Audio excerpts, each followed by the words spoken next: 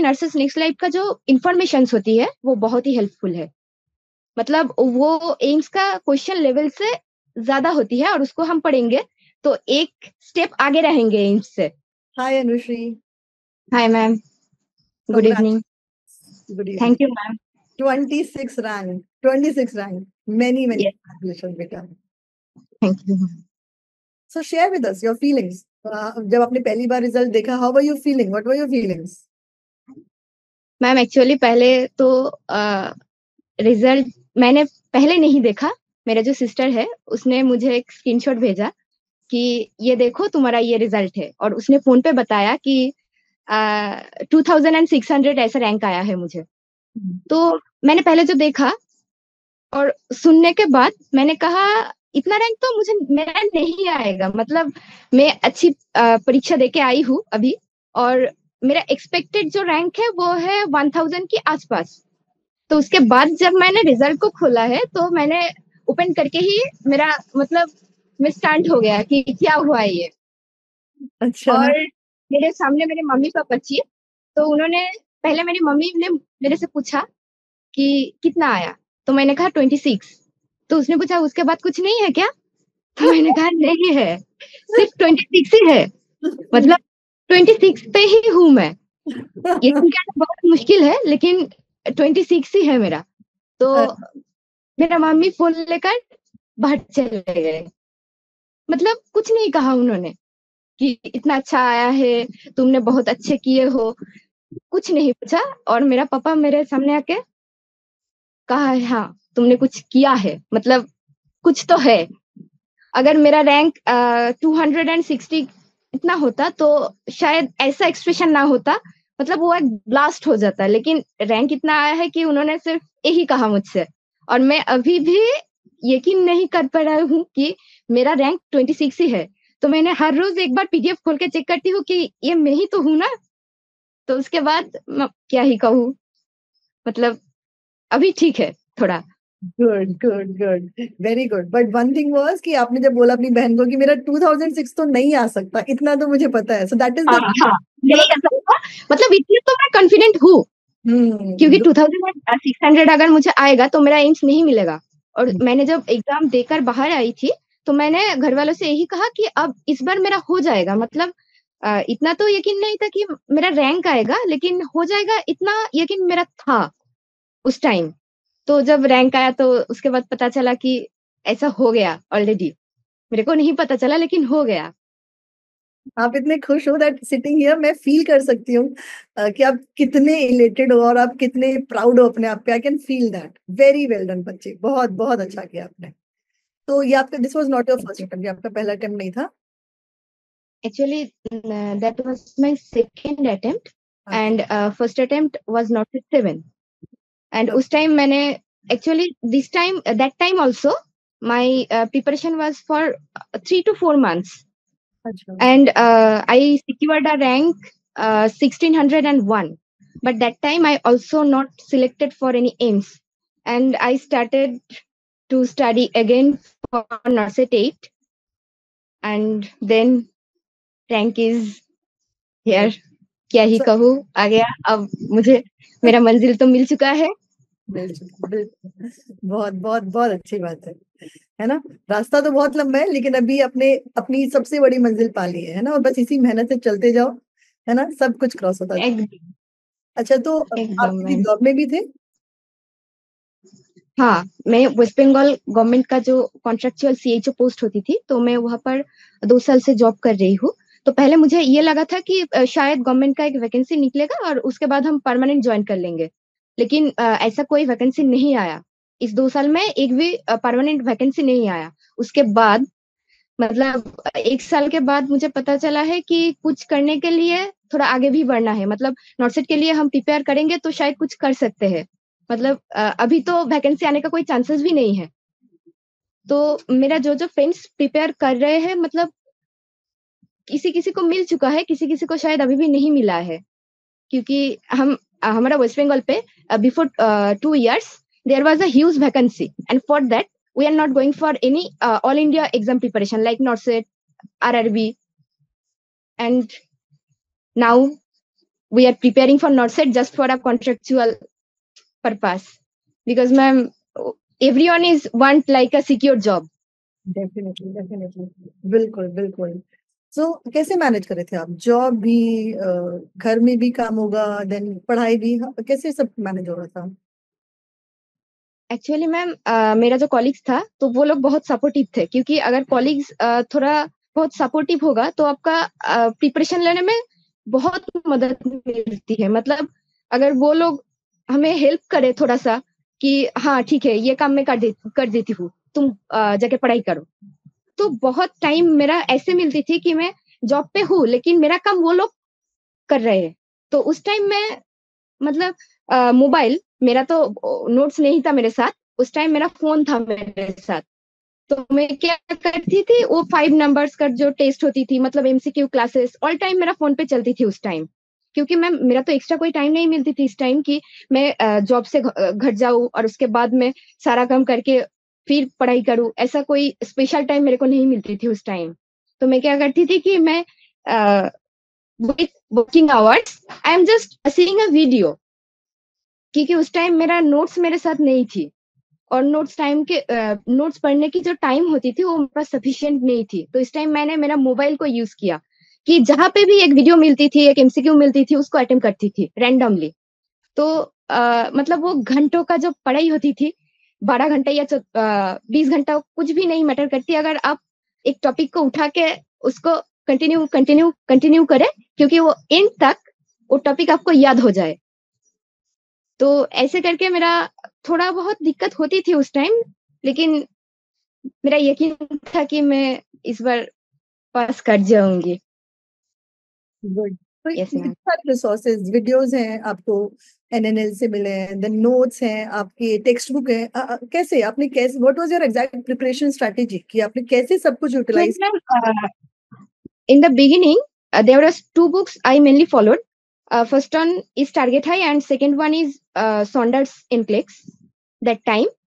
And this I already said some aspirants ki I followed 2 books, and that book was very helpful for me at that time, because my preparation only for 9 months, ma'am. And in this short time, मैंने पूरा syllabus को cover किया। मतलब पूरा तो नहीं कर पाया, थोड़ा ज्यादा तो किया।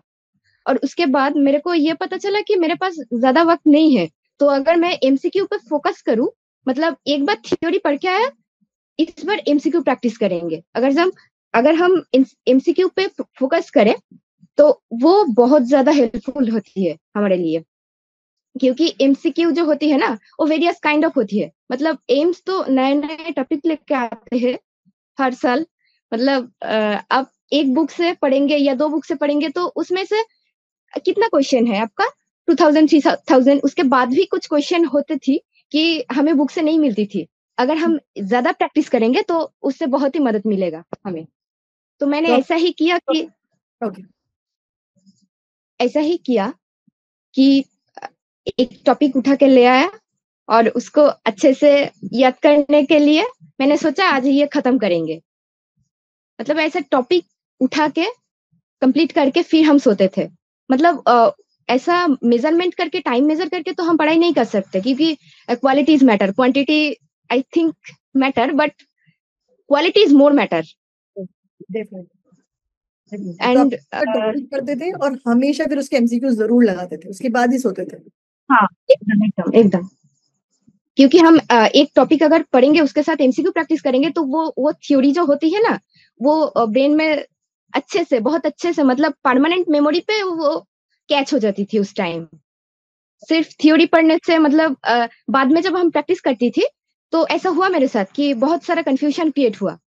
तो इसलिए मैंने क्या किया, एक टॉपिक को उठा के स्टडी किया, उसके बाद उसकी रिलेटेड जितनी भी एमसीक्यूज है मैंने उसको सारी सारी तो नहीं कर पाई, मतलब जितना भी मेरा सामने आया उतना मैंने किया, कोशिश किया कि मैं उतना कर सकूं।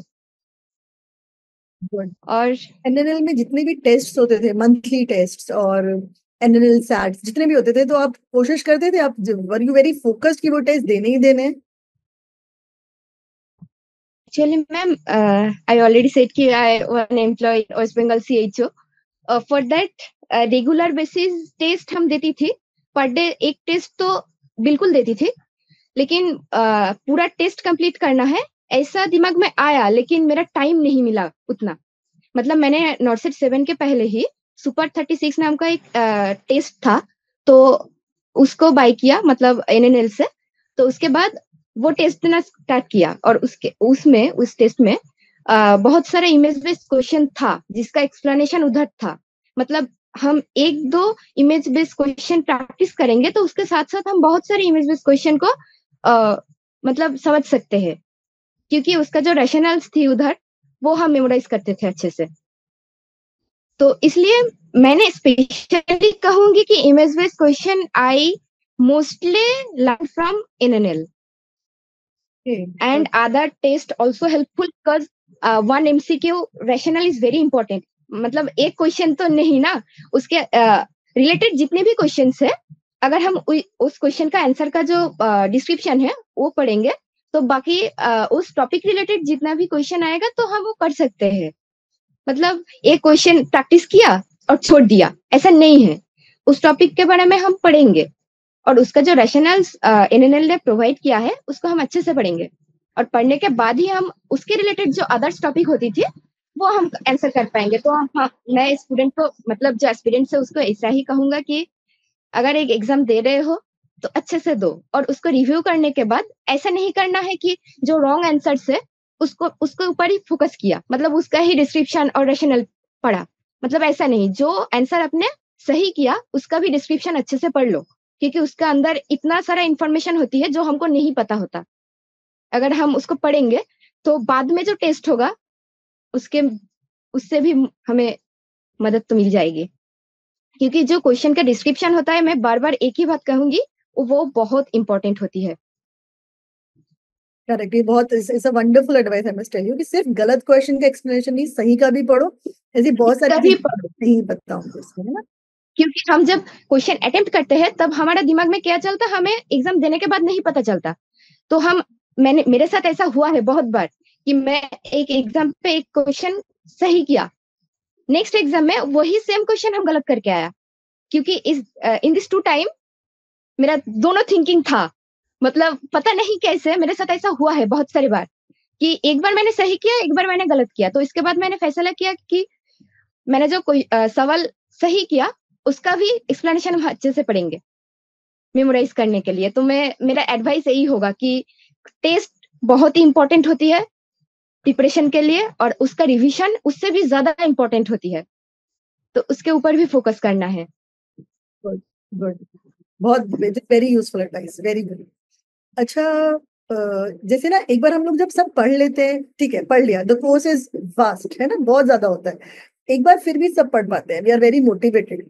मुश्किल होता है सब कुछ इकट्ठा करना लास्ट में, है ना, to put together everything last में, सो दैट आप रिवाइज कर पाओ। Revision is very important. Revision में आपको किस चीज ने हेल्प की? आपने सब कुछ पढ़ने के बाद सब कुछ रिवाइज कैसे किया कई बार? रिवाइज मैम, मैं यही कहना चाहूंगी कि रिवाइज इज इम्पोर्टेंट, और मेरे साथ क्या होती थी मैं वही बताऊंगी, क्योंकि हर एक का इंडिविजुअलिटी होता है कि वो कैसे रिवाइज करे उसको मेमोराइज करने के लिए। किसी पर्सन का तो ऐसा होता है कि एग्जाम के पहले पहले ही तुम खुद एक बार तुम नोट्स को गो थ्रू कर लो, लेकिन मेरे साथ ऐसा नहीं होती थी।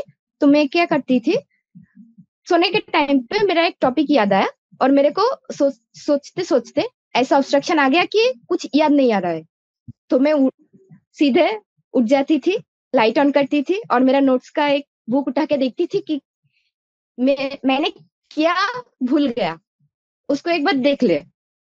और एग्जाम के पहले जो 1 वीक होती है तो मैं यही एडवाइस करूंगी कि साढ़े पढ़ने की कोई जरूरत नहीं है, क्योंकि ऐसा बहुत सारे इंपॉर्टेंट चीज होती है जो हम भूल जाते हैं। ठीक है, मतलब हम 3 to 4 टाइम्स रिवाइज करने के बाद भी भूल जाते हैं। तो हम यही कहूंगी कि सिर्फ without any anxiety, without any stress, without any hesitation, you just go through your note only, and no need to aggressively memorize that point. You just need softly memorizing that top points, because अगर हम aggressively उसको पढ़ने की कोशिश करेंगे तो हम भूल जाएंगे, जरूर भूलेंगे, और हम इसका इन्फॉर्मेशन उसके ऊपर लगा देंगे। ऐसा हुआ है मेरे साथ नॉट 7 पे। तो मैंने कोशिश यही किया कि हम 1 वीक का मतलब स्टार्ट किया, अच्छा स्लोली स्लोली स्लोली हम नोट्स को पढ़ेंगे, और एग्जाम के पहले दिन हम कुछ नहीं पढ़ेंगे, मतलब उस दिन मेरा मेमोराइजेशन का टाइम है। मतलब उस दिन हम सोचेंगे कितना टॉपिक था, जो हम भूल चुके हैं उसको भूल जाएंगे। मतलब मेमोराइजेशन के टाइम पे आपको थोड़ा फोकस करना है कि कौन सा पॉइंट में भूल चुकी हो, उसको ही सिर्फ एक बार देख लेना, क्योंकि मैम आपको पता है इतना बड़ा एग्जाम, इतना सब्जेक्ट्स, इतना नोट्स, स्टूडेंट पजल्ड हो जाते हैं। तो मैंने ऐसा नहीं किया, मैंने सब मतलब पूरा नोट पढ़ने की कोशिश नहीं की। मैंने जो किया वो जो टॉपिक मेरा दिमाग में आती थी रैंडमली, मैं उसको एक बार रिवीजन कर लेती थी। और मैं यही कहूंगी कि अगर तुम्हें मतलब एस्पिरेंट्स को कोई दिक्कत नहीं है तो वो यही फॉलो करे, क्योंकि एग्जाम के पहले दिन पे तो बहुत ही एंजाइटी होती है, स्ट्रेस होती है। अगर उस टाइम हम नोट्स का वो पूरा थिंग्स मेमोराइज करना चाहेंगे तो दिक्कत हो जाएगा, एग्जाम हॉल पे हम अच्छे से अटेम्प्ट नहीं कर पाएंगे। तो एग्जाम के पहले दिन अच्छे से खाना पीना और जल्दी सो जाना। रिविजन रिविजन मतलब पहले टाइम यूटिलाइज करो एग्जाम का जो 1 वीक होता है उसको थोड़ा रिलैक्स, मतलब उसको थोड़ा स्लोली स्लोली मेमोराइज करने की कोशिश करो। एग्जाम की पहली 1 मंथ को यूटिलाइज करो, मतलब जितना चाहो उतना रिवाइज कर लो, लेकिन उस 1 week is very important. because ma'am I did not score a good marks in pre because I attempted a wrong answer in drag calculation. That was a silly question and उसको मैं गलत करके आया। क्यों आया? क्योंकि मेरा ओवर कॉन्फिडेंस था। तो ये मेरा नेगेटिव पॉइंट था, क्योंकि मैंने ओवर कॉन्फिडेंस पे एक क्वेश्चन को अच्छे से नहीं पढ़ा, उसको आंसर को नहीं पढ़ा। मैंने क्वेश्चन रीड किया, उसके बाद आंसर को डायरेक्ट किया, उसको रिव्यू नहीं किया। तो इसके लिए मेरा जो मैं जितने भी क्वेश्चन जानती थी उससे भी मेरा 4-5 सवाल गलत हो गया। तो मैंने बहुत ही रिग्रेट की थी घर पे आके कि मैंने ऐसा क्यों किया। तो ये मेंस के टाइम पे मैंने ऐसी गलती नहीं की। मतलब एक क्वेश्चन मेरे को पता है ये क्वेश्चन का आंसर यही होगा, फिर भी मैंने पढ़ा, और बाकी जो 3 पॉइंट्स है उस पॉइंट को अच्छे से पढ़ा। पढ़ने के बाद मुझे पता चला हाँ मेरा आंसर सही है और हम अभी आंसर कर सकते हैं। तो ओवर थिंकिंग पे मत रहना। मतलब एक एग्जाम पे अच्छा रैंक कर रहा है इसका मतलब ये नहीं कि नॉर्सेट के टाइम पे ऐसा आएगा, क्योंकि एग्जामिनर ऑलरेडी हमें ट्रैप में फेंकने के लिए रेडी है। नॉट एक्सेप्ट यही हम मिस कर जाते हैं। तो उसको अच्छे से पढ़ना एक बार, क्योंकि क्वेश्चन मतलब हमारा फेवर में ही आएगा लेकिन हमारी गलती से वो छूट जाती है। तो यही एक बात कहूंगी कि over confidence is good, very good, क्योंकि वो पॉजिटिव वाइब्स देने के लिए ठीक रहती है, लेकिन over confidence I think get some difficulties for that, and I did not score a good marks in pre for only for that thing, and I modify me in mains. For that I secured a acha score and in 26 rank ma'am। यही advice मैं देना चाहूंगी। Prelims में marks नहीं अच्छे थे, है ना, बट आप डिसहार्टन नहीं हो और आपने ये देखा कि क्यों नहीं अच्छे थे। You learn the lesson. एक बहुत Yes. अच्छी सेइंग है, something that doesn't kill you makes you strong. हर चीज ना, हर हार एक लेसन होती है। अगर आपको नहीं हुआ ना नॉर्सेट 7 में, तो इंस्टेड ऑफ गेटिंग डिसहार्टन, यार सीखो, देयर इज अ रीजन जिसकी वजह से नहीं हुआ, है ना। जैसे आपने प्रीलिम्स से लर्न You किया। have to find your weakness first, then you have to score, then you will get a good marks and good rank। Correct. तो अपनी हार को एक्सेप्ट करके सीखना सबसे अच्छा स्टेप होता है। Very good, and that is the मेरा रीजन मेरा प्री का जो एक्चुअली में मेरा प्री का जो मार्क्स आया था उसके बाद मेरा ये तो यकीन चल गया कि over confidence is a great negative point.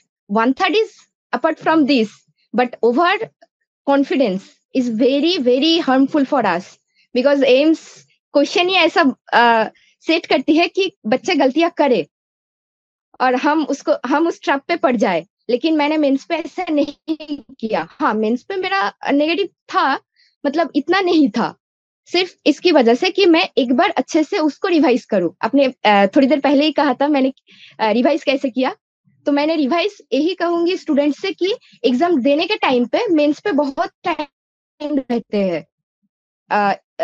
मतलब एक सेक्शन पे आपके जो 45 क्वेश्चन होती थी, 40 क्वेश्चन, उसके लिए 45 मिनट्स मिलती है।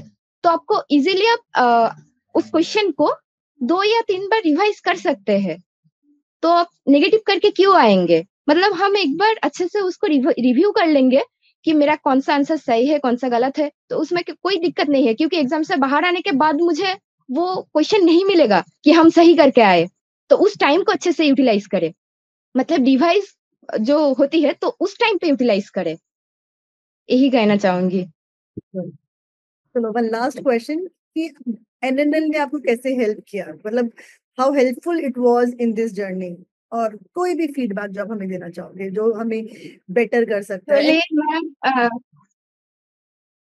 फर्स्ट टाइम आई मेरा एक सीनियर था सीएचओ पे, तो उसने मैंने जब सीएचओ ज्वाइन किया तो उसने नॉर्सेट पे क्रैक कर चुकी थी ऑलरेडी। तो मैंने उससे पूछा कि तुम कहाँ से कोचिंग लेती थी इस इतने दिन तक, क्योंकि टॉपर से सब वही पूछती है कि कहाँ से कोचिंग लेती थी आप, कहाँ से टेस्ट देती थी। तो उसने मुझे कहा कि मैं नर्सेस नेक्स्ट लाइफ से करती थी। तो उसके बाद मैंने यूट्यूब पे एक वीडियो सर्च किया कि नर्सेस नेक्स्ट लाइफ का अगर कोई वीडियो मुझे मिल जाए तो हम उससे एक बार देख सकते हैं, क्योंकि किसी ने मुझे कहा और मैंने बिना जांच के उसको पढ़ना स्टार्ट किया, ऐसा तो नहीं होती है। मतलब मेरा कंफर्ट भी एक बात है ना, एस्पिरेंट्स का खुद का एक कंफर्ट होती है। हम किसी को कॉपी करेंगे, उसका कैपेसिटी अलग है, मेरा अलग है, हम ह्यूमन बीइंग है। तो each and everyone have an individual features. For that I searched some video in YouTube, random video, and there was a pediatric class of Anand sir, and I saw that video and that was very helpful. And that time I make a short note in my book, and that note also till now with me. And after that I just bought a test series from Super 36 before not set 7, and that time I already told you that image based question was very helpful for me. And also ma'am, actually मेरे को इतना time नहीं मिलती थी कि मैं कोई live test join कर पाऊँ। मतलब हर दिन जो टेस्ट लेती थी उसको मैं एक बार दूं और उसका रैंक देखूं, तो मेरा इतना टाइम नहीं मिलती थी उस टाइम। तो मैंने क्या करती थी कि बाद में वो टेस्ट देती थी, मतलब रात में जब मेरा वक्त निकल जाता तो उस टाइम में टेस्ट देती थी। तो मैंने यही कहूंगी कि नर्सेस नेक्स्ट लाइफ का जो इन्फॉर्मेशन होती है, मतलब उसका डिस्क्रिप्शन का जो इन्फॉर्मेशन होती है वो बहुत ही हेल्पफुल है। मतलब वो एम्स का क्वेश्चन लेवल से ज्यादा होती है, और उसको हम पढ़ेंगे तो एक स्टेप आगे रहेंगे एम्स से। तो मैं यही कहूंगी जो क्वेश्चन आती है उससे एक स्टेप आगे रहो, कि क्वेश्चन तुम्हारा पीछे रहे। मतलब ऐसा अगर नहीं होगा, क्वेश्चन तुम्हारा आगे रहेगा तुम पीछे रहोगे, तो कभी भी अच्छा स्कोर नहीं आएगा। क्वेश्चन इजी आएगा ऐसा सोच के हम एग्जाम के लिए तैयारियां नहीं कर सकते। क्वेश्चन हार्ड आएगा और हमें अटेम्प्ट करना है, ऐसा सोच के हम पढ़ाई करेंगे तो अच्छा स्कोर आएगा। मतलब मेरे को ऐसा लगता है, पता नहीं। नहीं, तो आप सही कह रहे हैं, यू राइट, बिल्कुल बिल्कुल सही है कि मतलब भाई hope for the best but prepare for the worst, prepare हमेशा वर्स्ट के लिए करना चाहिए, वो ना पता नहीं है ना। अच्छे होगा तो सारा स्टूडेंट आंसर कर पाएंगे। अगर हर क्वेश्चन हम कुछ एक दो अटेम्प्ट कर सकते हैं तो हमारा रैंक्स आ जाएगा, अच्छा रैंक्स आएगा। मतलब इस बार भी कम्युनिटी से 20-25 ऐसे सवाल थी कि मैं सीएचओ थी इसलिए मैंने अच्छे से आंसर कर पाया। लेकिन जो रेगुलर स्टूडेंट्स होती है, जिसका जो बुक से पढ़ती है, मतलब नोट से पढ़ती है, उसको शायद उसके बारे में पता नहीं चलेगा। तो मैंने यही सोचा एग्जाम देने के टाइम पे कि अगर ये क्वेश्चन हम सही से अटेम्प्ट कर पाएंगे तो हम मेरा अच्छा स्कोर आएगा, क्योंकि मेरे को पता था कि इस this kind of question is not easy. And average student, मतलब जो रेगुलर स्टूडेंट्स होती है, ये उसका गलती नहीं है कि वो अटेम्प्ट कर पाए या नहीं, क्योंकि ये बुक में नहीं होती है। ये सवाल तो एम्स बाहर से डाला है। प्रैक्टिकल क्वेश्चन, मतलब ऐसा सवाल जो सीएचओ पे होगा, जो सीएचओ पे पोस्टेड है उसको पता चलेगा, लेकिन जो रेगुलर स्टूडेंट होती है उनको नहीं पता चलेगा, क्योंकि कोई बुक्स में ऐसा सवाल नहीं है। तो इसलिए मैंने यही कहूंगी कि थोड़ा बहुत कम्युनिटी पे फोकस भी करे, क्योंकि कम्युनिटी से अभी अभी उन्होंने, मतलब मैंने जो नॉट सेट 7 एंड 8 अटेम्प्ट किया, उस पे जो प्री और मेंस का जो क्वेश्चंस मैंने देखा, तो उसमें मैंने यही फोकस किया कि रिसर्च मैनेजमेंट जो माइनर सब्जेक्ट्स होती है, रिसर्च मैनेजमेंट, कम्युनिटी कम्युनिटी को हम माइनर नहीं अभी बोल सकते हैं, वो मेजर सब्जेक्ट ही है। तो उसको एक बार अच्छे से पढ़ो, क्योंकि 2-4 सवाल उधर से हम सही करेंगे, उधर पे भी आपको अच्छा स्कोर आ जाएगा। क्योंकि मैंने ऐसा किया, मेंस पे मैंने रिसर्च पे फोकस किया, मैंने कम्युनिटी पे फोकस किया, उसके बाद मेरा अच्छा स्कोर आया। उसके पहले नहीं आया। तो यही कहूंगी कि माइनर सब्जेक्ट्स को भी फोकस करना है। मतलब हर स्टूडेंट को ओबीजी, साइकेट्री, पीडियाट्रिक, मेडिकल सर्जिकल इसके बारे में पता होता है, क्योंकि ये कॉमन सब्जेक्ट्स है, इसमें से सवाल आती ही है। एम्स इससे कौन सा सवाल आएगा ये भी पता है, लेकिन आपको जो मतलब माइनर सब्जेक्ट्स है उस पे भी फोकस करना चाहिए अच्छी स्कोर के लिए। तो यही मेरा एडवाइस होगा एस्पिरेंट्स के लिए। तो पहले बड़े क्वेश्चंस में एक बार आपकी पकड़ अच्छी है, once you have a good hold on these, then for a good rank you feel you should go for minor subjects, है ना? Yes, पहले बड़े सब्जेक्ट पे एकदम focus बनाओ and then don't skip the minor subject, that will give you the good rank, extra edges. Major subjects नहीं छोड़ना है। मतलब मैंने बोल दिया कि एक बार कि माइनर सब्जेक्ट्स पे फोकस करो, इसका मतलब मैंने कहा है पहले कि ये माइनर है, मतलब इस पे 2-3 सवाल आएगा और Right. वहां से हमारा 30 या 40 सवाल तो आएगा ही आएगा। हर नॉर्सेट पे आती है और आएगा, और उस पे भी फोकस पहले करो। उस पे अगर तुम कंफर्टेबल हो गए हो फिर तुम यहाँ पे फोकस करो, क्योंकि ये 2-3 मार्क्स जो रैंक के लिए बेटर है। Thank you so much for your time बच्चे, इट्स योर डे, बहुत मेहनत की है, अब बिल्कुल दिल खोल के एंजॉय करो, है ना? ठीक है, थैंक यू मैम। मिलते हैं फिर कभी, है ना? Maybe somewhere, some place, in some posting. ठीक है, चलो, good luck, keep working hard, bye. Bye.